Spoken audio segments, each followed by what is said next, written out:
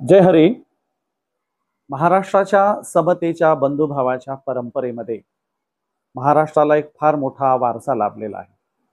हा वारसा देशभरातून, एक दक्षिण भारतातून देखील आणि उत्तर भारतातून देखील महाराष्ट्राला मिळतो.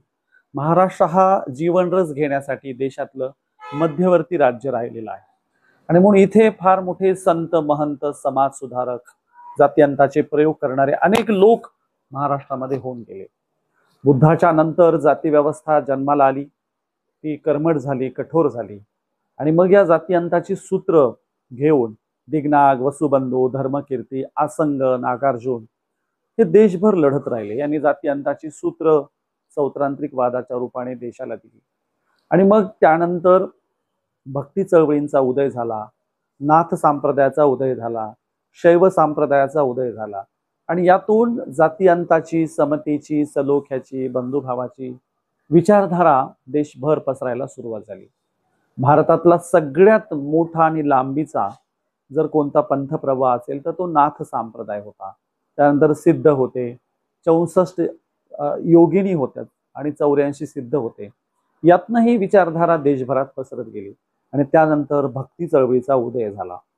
जातीअंताचा कृती कार्यक्रम घेऊन जगज्योती महात्मा बसवांनांनी, बसवेश्वरांनी आंतरजातीय विवाह लावून दिले, अनुभव मंडपची स्थापना केली. आणि या देशाला जातविरहित समाज व्यवस्थेचं स्वप्न लिंगायत धर्माच्या रूपाने जगज्योती महात्मा बसवांनांनी पाहिलं. याच पटलावर संत शिरोमणी संत नामदेव महाराजांनी भागवत धर्माचा पाया घातला. याच पटलावर, याच कालखंडामध्ये गुजरातमधून महाराष्ट्रात, विशेषतः विदर्भात ज्यांचं मोठं कार्यकर्तृत्व राहिलं असे सर्वज्ञ श्री चक्रधर स्वामींनी देखील जातीअंताचा, अस्पृश्यता निर्मूलनाचा कृती कार्यक्रम जनतेला दिला, आपल्या प्रचारकांना दिला. आणि या सगळ्या पार्श्वभूमीवर ही विचारधारा एकाकडून दुसऱ्याकडे, एका पिढीकडून दुसऱ्या पिढीकडे सुपूर्त होत होत होत ती पुढे येत राहिली.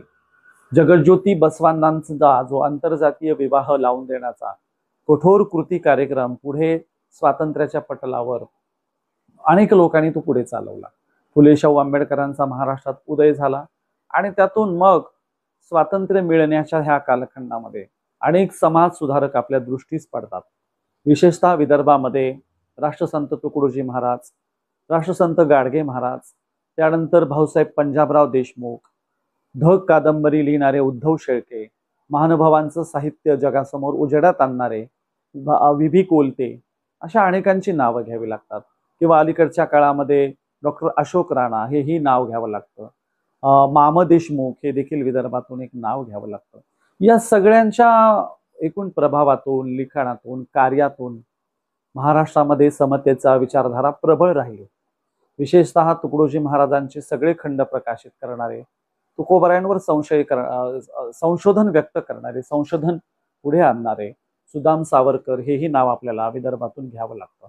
या सगळ्या संत, महंत, साधू पुरुषांच्या जोडीला एक आणखीन आगळं वेगळं आणि प्रचंड मोठं नाव आपल्याला घ्यावं लागतं. ते म्हणजे गणपती महाराजांचं. संत गणपती महाराज उर्फ हरी महाराज यांचं अमरावती जिल्ह्यामध्ये एक फार मोठं कार्य राहिलेलं आहे.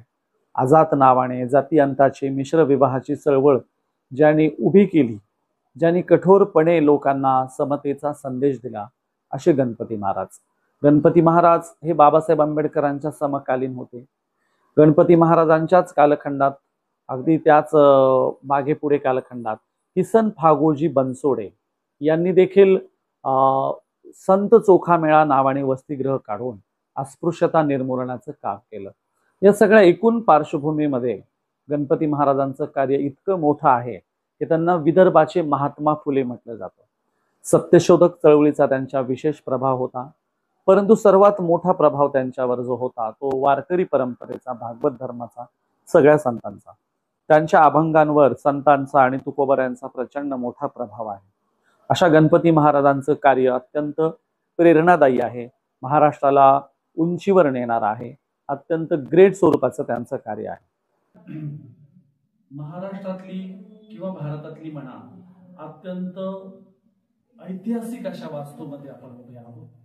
ही ऐतिहासिक वास्तू यासाठी की भारतामध्ये, महाराष्ट्रामध्ये जी मंदिर प्रवेशाची आंदोलनं झाली, त्यातल्या त्यात आपल्याला काळाराम मंदिराचं आंदोलन माहिती आहे, किंवा अनेक ठिकाणी विदर्भात देखील मंदिरात प्रवेश मिळावा म्हणून आंदोलन झाली। या देशामध्ये अस्पृश्य जातींना, भटक्या विमुक्तांना मंदिरात प्रवेश नव्हता। ब्राह्मणी व्यवस्था अत्यंत चुकीच्या पद्धतीने त्यांच्याशी वर्तन करायची। माणसाला माणूसपणाचा दर्जा नव्हता। पंढरपूरचा विठ्ठल देखील कधी स्वातंत्र्याच्या नंतर कोणी साने गुरुजींनी सगळ्यांच्यासाठी खुला केला। पंढरपूरच्या विठ्ठलाचं दर्शन मिळवण्यासाठी स्वातंत्र्य उजडावं लागलं आणि साने गुरुजींना त्यासाठी अक्षरशः तनपुरे महाराजांच्या मठात उपोषण करावं लागलं, अशी परिस्थिती होती। या सगळ्यांच्या अगोदर म्हणजे साने गुरुजींच्या अगोदर, काळाराम मंदिराच्या सत्याग्रहाच्या अगोदर, किंवा भारतात सगळ्यांच्या अगोदर पहिल्यांदा अस्पृश्यांच्यासाठी मंदिर खुलं झालं तर ते अमरावती जिल्ह्यातल्या मंगळूर दस्तगिरीचं हे मंदिर आहे। हा पांडुरंग 1923 रोजी इथे आणला। खुद्द गणपती उर्फ हरी महाराजांनी हा पांडुरंग इथे आणल्याच्या नंतर 1924 रोजी तो सगळ्यांच्यासाठी खुला केला आणि अस्पृश्यांसाठी महाराष्ट्रातला पहिलं हे मंदिर आहे जे अस्पृश्यांसाठी खुलं झालं। त्यामुळे अत्यंत ऐतिहासिक मंदिर आहे आणि हा अत्यंत ऐतिहासिक पांडुरंग आहे, हा विठ्ठल आहे। पहिल्यांदा महाराष्ट्रातल्या या विठ्ठलाला चोखोबाच्या वारसदारांशी कडकडून मिठी मारता आली। पंढरपूरच्या विठ्ठलाला सुद्धा त्यानंतर ते भाग्य लाभलं। म्हणून देवाचं आणि भक्ताचं नातं डायरेक्ट असतं, अटूट असतं, त्याला मध्यस्थाची गरज नसते। हे पहिल्यांदा या गावातल्या या मंदिराच्या रूपाने गणपती महाराजांनी आपल्या सगळ्यांना सांगितलं। त्यामुळे ऐतिहासिक अशा ह्या मंगळूर दस्तगीरच्या विठ्ठलाच्या मूर्तीसमोर आपण आहोत। मूर्ती देखील अत्यंत जुनी आहे, प्राचीन आहे आणि अगदी ती उंच अशी मूर्ती आहे। त्यामुळे हे ऐतिहासिक वैभव आणि हे गणपती महाराजांचे नातू आणि पंतू असे वारसदार, या सगळ्यांना मी दंडवत करतो आणि इतक्या महत्वाच्या ऐतिहासिक वास्तूला भेट देता आली त्याबद्दल सगळ्यांना जय हरी। ब्रह्म जाणिले तो ब्राह्मण, इतरा नमन नाही माझे। गणपती महाराजांचा अभंगातला हा भाग। प्रसंग असा आहे की पुण्याच्या जवळ आळंदीला महाराजांचं 1915 साली कीर्तन होतं आणि 1915 साली ते आळंदीला कीर्तनाला गेले आणि त्यांनी कीर्तनात हा अभंग घेतला की जो ब्रह्म जाणतो त्यालाच मी ब्राह्मण म्हणायला तयार आहे, बाकीच्यांना नमन करणार नाही। यावरून गदारोळ झाला, लाठ्या काठ्या उठल्या आणि तत्कालीन स्थानिकच्या ब्राह्मणवादी विचारसरणीच्या लोकांनी, विषमतावादी विचारसरणीच्या लोकांनी महाराजांना त्रास करायचा प्रयत्न केला। परंतु असं म्हटलं जातं की टाकीचे घाव सोसल्याशिवाय दगडालाही देव पण येत नाही। महाराज टाकीचे घाव सोसण्यासाठीच आलेले होते। त्यांनी याबद्दल फार काही त्रागा वगैरे व्यक्त न करता आलेल्या प्रसंगाला सामोरं जाऊन महाराजांनी पुढचं आपलं कार्य अविरत चालू ठेवलं। त्यांच्यावर असे वेळोवेळी त्रास देण्याचा प्रयत्न केला गेला, त्यांच्यावर हल्ला करायचा प्रयत्न केला गेला आणि यातूनही महाराजांनी आपलं कार्य मात्र पुढे चालूच ठेवलं। महाराजांच्या संदर्भामध्ये त्यांच्या भक्त संप्रदायात, त्यांच्या अनुयायामध्ये प्रचंड त्यांच्याबद्दलच्या प्रेरणादायी कथा आहेत, त्यांच्याबद्दलची माहिती आहे, त्यांच्यावर एक ग्रंथ देखील प्रकाशित झालेला आहे। आणि म्हणून महाराजांच्या संदर्भामध्ये आता नुकतंच प्रकाशित झालेलं जे पुस्तक आहे ते आहे समाज सुधारक गणपती महाराज डॉक्टर बाळ पदवाड यांचं। त्याच्या दुसऱ्या आवृत्तीचा प्रकाशन सोहळा उद्याला माझ्या हस्ते आहे। डॉक्टर बाळ पदवाड नागपूरचे आहेत आणि त्यांनी महाराजांवर अगदी सविस्तर पद्धतीने एक चरित्र लिहिले, माहिती दिलेली आहे आणि यामध्ये त्यांनी महाराजांचे काही प्रसंग, महाराजांचे कार्य, महाराजांच्या एकूण आध्यात्मिक मार्गातले काही प्रकरण देखील त्यांनी याच्यामध्ये दिलेले आहेत। तसं महाराजांचा जन्म 1887चा वर्धा जिल्ह्यातल्या काचनूर गावचा। महाराजांच्या वडिलांचं नाव विठोबाजी व आईचं नाव जनाबाई। महाराजांच्या घराण्याचं नाव बाभूतकर हे त्यांचं आडनाव होतं आणि महाराजांनी आपल्या जन्मगावून फार कमी वयात वडील गेल्यानंतर आईच्या साह्याने ते या भागामध्ये आले आणि त्यांनी या भागामध्ये विविध पंथ संप्रदायाचा, विशेषतः वारकरी संप्रदायाचा अभ्यास केला आणि त्यांना घोराडचे प्रसिद्ध संत श्री केजाजी महाराजांच्याकडून शिष्यत्व मिळालं। केजाजी महाराज त्यांचे गुरु झाले आणि त्यातून महाराजांची आध्यात्मिक प्रवास सुरू झाला, त्यांची आध्यात्मिक उन्नती सुरू झाली आणि मग त्यांनी संपूर्ण मानव जातीच्या विश्व कल्याणाचा कार्य करायचा पायंडा महाराष्ट्रामध्ये या भागामध्ये पाडला. महाराजांवर सगळ्यात मोठा प्रभाव जो राहिला तो वारकरी संत चळवळीचा राहिला. त्यामुळे महाराज या भागातून पंढरपूरला गेले, तिथून पांडुरंगाची विठ्ठलाची मूर्ती घेऊन आले आणि मूर्ती घेऊन आल्याच्या नंतर साधारण 1910 महाराजांनी पंढरपूरवरून विठ्ठलाची मूर्ती आणून स्वतः इथे मंदिर उभं केलं. अत्यंत सुंदर असं दगडी बांधकामातलं महाराजांच्या हाताने स्वतःचे हात लागलेलं मंदिर इथे उभं राहिलं आणि भव्य अशी विठ्ठलाची मूर्ती 1910 महाराजांनी आणली. 1921 ते 23-24च्या दरम्यान महाराजांनी हे मंदिर सगळ्यांच्यासाठी अस्पृश्यांसाठी खुलं केलं. याचाही गमतीदार प्रसंग असा की याबद्दल केस दाखल झाली, ती कोर्टात केस गेली आणि महाराजांनी माझ्या मालकीची वस्तू आहे ती मी कशी वापरायची ते या प्रकारचा युक्तिवाद केला. म्हणजे लग्न ब्राह्मण लावतो, मग लग्न ब्राह्मणाने लावल्यानंतर ती मुलगी ब्राह्मणाची होते, विवाहित की नवरदेवाची होते, हा महाराजांचा युक्तिवाद होता. मग त्या युक्तिवादाला उत्तर असं मिळालं, लग्न जरी ब्राह्मणांनी लावलं असेल तरी ती मुलगी विवाहिता मात्र नवरदेवाचीच असते. त्याच पद्धतीने पूजा अर्चा आणि इतर कर्मकांडाच्या बाबतीत ब्राह्मण असतील पुढारलेले, पण मंदिराचे मालक तर आम्ही आहोत. महाराज केस जिंकले आणि मग महाराजांनी हे मंदिर अस्पृश्यांसाठी खुलं केलं. महाराजांनी 1929ला या भागामध्ये फार मोठ्या परिषदा घेतल्या, काला सुरू केला. त्यांनी एक बहिष्कृत परिषद आयोजित केली. या परिषदेचं निमंत्रण खुद्द विश्वरत्न डॉक्टर बाबासाहेब आंबेडकरांना निमंत्रण होतं, पण असं म्हटलं जातं ते कोलकात्याला असल्यामुळे ते काही येऊ शकले नाही. आणि मग मंडल नावाचे एक मोठे अधिकारी, दक्षिण भारताचे एक मोठे नावाजलेलं व्यक्तिमत्व त्या बहिष्कृत परिषदेला आले आणि मग अशा पद्धतीने भारतातली, महाराष्ट्रातली पहिली बहिष्कृत परिषद महाराजांनी घेतली, गणपती महाराजांनी घेतली. त्यामुळे गणपती महाराजांचा प्रभाव नंतरच्या काळातल्या सगळ्यांवर राहिलेला आहे. भाऊसाहेब पंजाबराव देशमुखांवर गणपती महाराजांचा प्रभाव आहे. बाबासाहेबांना गणपती महाराज चांगल्या प्रकारे माहिती होते आणि तुम्हाला ज्यांची नावं घेता येतील त्या सगळ्यांना, विशेषतः कोल्हापूरच्या संस्थानाने, कोल्हापूरच्या संस्थानच्या राजांनी महाराजांचा सन्मान केला, नागपूरकर भोसल्यांनी महाराजांचा सन्मान केला आणि अशा पद्धतीने महाराजांचं कार्य पुढे वाढत राहिलं. आणि मग या कार्याला महाराजांनी आपल्या अनुयायांना, तत्कालीन अनुयायांना योग्य पद्धतीने दिशा द्यावी यासाठी दैनंदिन परिपाठ सुरू केला. काय करावं, ईश्वराचं नामस्मरण, एकविध भक्ती, या प्रकारचा सगळा परिपाठ दिला आणि त्यातून महाराजांनी आजात नावाची घोषणा केली. महाराजांनी सांगितलं की इथून पुढे कुणीही जात लावायची नाही. ईश्वराला जात नसेल तर आपल्याला जाती कुठून आल्या, असा महाराजांचा युक्तिवाद होता आणि ते खरं आहे. देवाला जात नसते, आपण नेहमी म्हणतो देवाच्या दारात काही जातीभेद नसतो आणि म्हणून मग जात नसेल तर आपण जात का पाळायची, असं म्हणून महाराजांनी आजातची घोषणा केली आणि मग पुढच्या काळामध्ये श्वेत निशानधारी आजात मानव संस्थेची घोषणा करण्यात आली.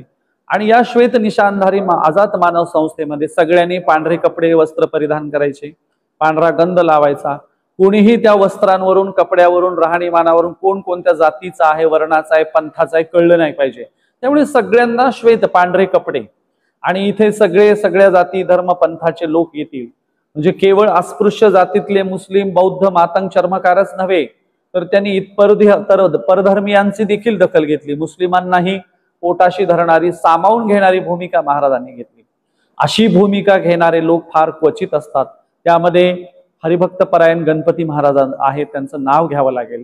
महाराष्ट्रभर, देशभरामध्ये नाव जाईल. इथून पुढचा काळ हा जातीअंताचाच असणार आहे. कदाचित तुम्हाला माहिती असेल, गेल्या 2 वर्षापूर्वी केरळामध्ये एकाच वेळेला 1.5 लाख विद्यार्थ्यांनी जात लावण्यास नकार दिला, एकाच वेळेला केरळामध्ये. आणि केरळामध्ये 1.5 लाख विद्यार्थ्यांनी शाळेवरची, टिशीवरची जात काढून टाकलेली आहे. म्हणजे इथून पुढचा काळ हा जातीअंताचा काळ असेल, आम्हाला जात नको म्हणणारा काळ असेल, आम्ही जात पाळणार नाही म्हणणारा काळ असेल. आणि जात ही नैसर्गिक नाही, अनैसर्गिक असल्या कारणाने ही भारताच्या बाहेर कुठेही नाहीये. अमेरिकेत जात नाही, युरोपमध्ये जात नाही, रशियात जात नाही, ती इथे का, तर इथे ब्राह्मणांनी वर्णवर्चस्ववादाच्या भूमिकेतून जातीमध्ये भेदभाव निर्माण केला, कलंकित भाव निर्माण केला. ही जात कलंकित, ही जात वरची, ही जात खालची, या भूमिकेतून या जाती गडद झाल्या, टोकदार झाल्या. म्हणून सगळ्या संतांनी जात नाकारली होती, पण संतांना जात नाकारणारे प्रयोग करता आले नाही. 2च संतांनी भारतात असे कठोर प्रयोग केले. एक जगज्योती महात्मा बसवेश्वर यांनी मातंग आणि ब्राह्मणांच्या घरातलं म्हणजे मुलगा आणि मुलगी हरळे आणि मधुवारस यांचं जाहीर लग्न लावलं आणि जगज्योती बसवांनांनी जाती अंताची थेट भूमिका घेतली. बसवांनांच्या नंतर आंतरजातीय विवाह सोहळे लावण्याची भूमिका एकाही संताला घेता आलेली नाही. पण आधुनिक भारताच्या पटलावर ज्योतिराव फुलेंच्या नंतर अगदी ज्योतिराव फुले गेले आणि ज्यांचा जन्म झाला अशा गणपती महाराजांनी तंतोतंत ज्योतिराव फुलेंसारखं कार्य सुरू केलं आणि सगळ्यांना सांगितलं माझ्या पंथाचं कार्य करायचं असेल तर जात लावायची नाही, जात पाळायची नाही. आणि त्यांनी बॉन्डवर लिहून घेतलं की आजपासून मी इथून पुढे जात पाळणार नाही. अशी समतेची मानवतेची भूमिका घेणारे गणपती महाराज होते. जगाचा पुढचा विचार साधू संतांना कळतो, त्यांना पुढची दृष्टी असते, अशी गणपती महाराजांना दृष्टी होती. आपण त्यांच्या समाधीस्थळी आहोत, त्यांच्या गावी त्यांच्या कर्मभूमीमध्ये आपण आहोत, मंगळूर दस्तगीरमध्ये त्यांच्या समाधीस्थळी आपण आहोत. अशा गणपती महाराजांचा काळ आता सुरू होतोय. जेव्हा जगभरातले लोक जातीअंताच्या भूमिका घेऊन येतील तेव्हा ते फुलेकडे जातील, तेव्हा ते विश्वरत्न परमपूज्य बाबासाहेब आंबेडकरांकडे जातील आणि फुले बाबासाहेबांच्या मार्गाने ते गणपती महाराजांकडे येतील. आझादची भूमिका घेणारे, जातीअंताची भूमिका घेणारे, ॲनिलेशन ऑफ कास्ट आकाराला येण्याच्याही अगोदर सहभोजन आणि मंदिर प्रवेशाची भूमिका घेणारे गणपती महाराज होते. आणि म्हणून गणपती महाराजांना माहिती होतं जातीअंत करायचं असेल तर एकत्र जेवण केलं पाहिजे. सहभोजनाचा जो मुद्दा आहे तो गणपती महाराजांनी ऐरणीवर आणला. आणि म्हणून भारतामध्ये तीनच जातीअंताचे काले झालेले 3 ठिकाणी. पहिला झाला कृष्णाने केला डोंगरावर, वडद्या वाकड्या पेंढ्या सुदाम्याला घेऊन भगवान श्रीकृष्ण उंच डोंगरावर जायचे गाई गुरढोर चारायला. आणि मग वडद्याच्या भाकरी, पेंढ्याचा काला, अमुक तमुक सगळ्यांचं एकत्र करायचे कृष्ण आणि ते सगळ्यांना स्वतः भरवायचे. म्हणून जातीअंताचा पहिला काला कृष्णाने केला. त्यावेळेस जाती व्यवस्था नव्हती, हा भाग वेगळा, पण भेदभाव करू नये असा जो पहिला काला केला तो कृष्णाने. त्या कृष्ण चरित्राच्या काल्याला संतांनी आपल्या व्यवहारात आणलं आणि चोखामेळ्याच्या अंगणात दुसरा जातीअंताचा काला झाला तो नामदेवांनी घडवून आणला. चंद्रभागेच्या वाळवंटामध्ये, चंद्रभागेच्या पलीकडच्या तीरावर चोखामेळ्याच्या अंगणात पंक्ती बसल्या आणि सगळे संत, संत गोरोबा काका, संत नरहरी महाराज, संत सावता महाराज, संत भोजलिंग काका, संत ज्ञानेश्वर महाराज, निवृत्तीनाथ, मुक्ताई, सोपानदेव सगळे संत एका अस्पृश्य असणाऱ्या चोखामेळ्याच्या अंगणात बसले. जातीअंताचा काला झाला, सगळे जेवायला बसले पंक्तीनं. असं म्हटलं जातं पांडुरंग जेवायला आला, पांडुरंगाच्या अंगावर ते दही काला सांडला, त्याचं सवळं भरलं. हा जातीअंताचा दुसरा काला नामदेवांनी केला. आणि जातीअंताचा तिसरा काला हरिभक्त परायण गणपती महाराजांनी या भागामध्ये केला. सगळ्या जाती धर्म पंथाच्या लोकांना बोलवलं, सगळ्यांच्या घरातून ओल्या भाकरी आणल्या, भाजी आणली आणि ओला काला केला. कोरडा काला तर कोणी करील, ब्राह्मण म्हणते आम्हाला शिदा द्या, आम्ही कुठे जात भेद करतो, तुमच्या घरून शिदा नेतो. महाराज म्हणले असा कोरडा काला चालणार नाही. महाराजांनी ओला काला केला. ओला सगळ्यांच्या घरी स्वयंपाक करायचा, जात धर्म पंथ भेद बघायचा नाही, एकत्रित काला करायचा. असे या भागातल्या अनेक गावांमध्ये महाराजांनी काला करून दिला. म्हणून जातीअंताचा तिसरा काला करण्याचं, समतेचा भेदभाव रहित काला करण्याचं श्रेय हरिभक्त परायण गणपती महाराजांना जातं. नाही तर एरवी आम्ही अखंड हरिनाम सप्त्यात करतोच की काला, पण सप्ताह संपल्यावर उरलं सुरलेलं अस्पृश्य जातींना देतो.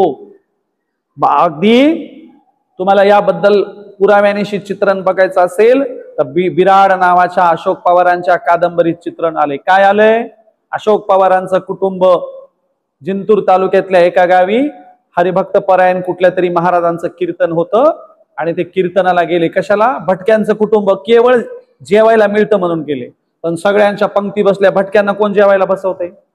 मग सगळ्यांच्या पंक्ती उठून गेल्या, सगळा काला झाला, मंडप उठवला आणि जोराचा पाऊस सुरू झाला आणि ते म्हणले आम्हाला काहीतरी द्या की खायला. मग उरलेलं भटक्यांना दिलं गेलं.